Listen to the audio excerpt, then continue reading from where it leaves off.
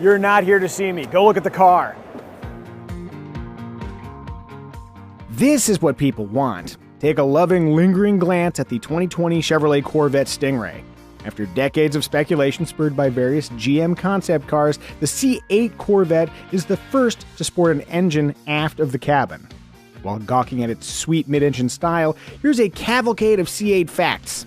That mid-mounted engine is a 6.2-liter LT2 V8, that's naturally aspirated by the way, rated at 495 horsepower and 470 pound-feet of torque.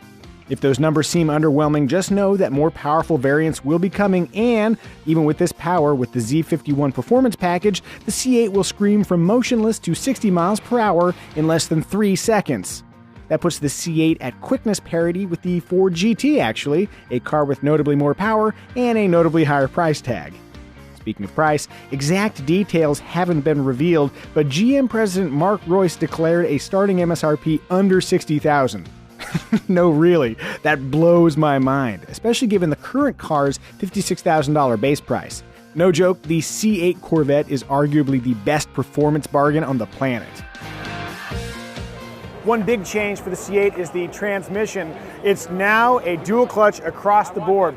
On one hand, paddles are less engaging than a proper shifter. On the other hand, I'll never have to deal with that weird 1-4 shift interlock when driving my Corvette slowly. Regarding the exterior, you don't need a ton of commentary to know what you think about it, but I will note that Chevy has done an admirable job creating a car with exotic mid-engine proportions that still looks very much like a Corvette. It's assertive, yet tasteful, kind of like a fine wine. And much like a fine wine, it's recommendable you pop the top on your C8. God, I love a removable roof panel. By the way, if you're wondering, the door handles are hidden cleverly underneath the intake trim. This would open the door if it wasn't already open.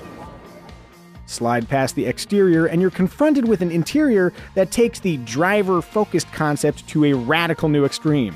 Feast your eyes, friends. This space has some serious positives, but it's also going to spawn a deluge of controversy, in particular this single narrow strip of buttons next to the driver. Oh boy. All right, I managed to squeeze my way into the Corvette. That guy was 6'5" and he had headroom issues. This is where it pays to be perfectly average. At 5'10", I've got crazy legroom and plenty of headspace. This situation right here with the stream of buttons, I predicted I might dislike this when I saw the pictures of it. I dislike this now that I'm touching it right here. But material quality is one of the other things that's really big with the Corvette. You know, sometimes it's a little bit dicey, and as I'm touching around here, everything's feeling pretty soft. Yeah, man, this has an exotic feel. Oh, and the other thing, the steering wheel, I was a little bit concerned by this sort of square motif. I feel like I need to slide this thing forward just a little bit to really get a proper read on it. You can hold it at a proper 9 3, and because it's square, you have an unimpeded view of the gauge cluster. I hated this in pictures. I don't hate it in person. You can leave me with the car now, Kelly.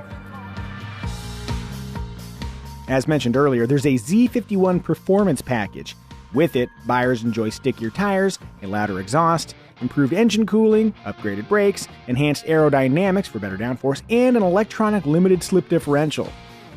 Other notable features include 3 seat options, 12 exterior colors, a rear camera mirror that should mitigate dicey mid-engine visibility issues, and a front lift system that raises the nose 2 inches, doing so automatically at up to 1,000 driver-selectable GPS memory locations. So cool.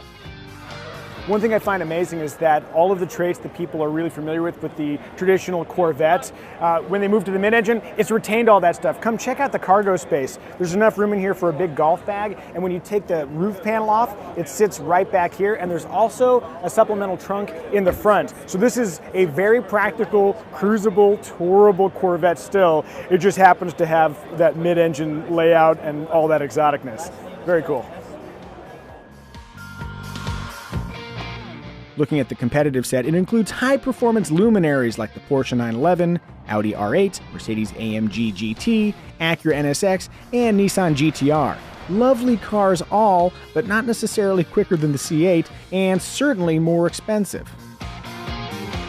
There are many ways to go fast, but the Chevrolet Corvette has value, history, and performance on its side. When you add mid-engine exoticness to that equation, the future's only looking brighter for the Vette. Look at that vet! Behind all those people.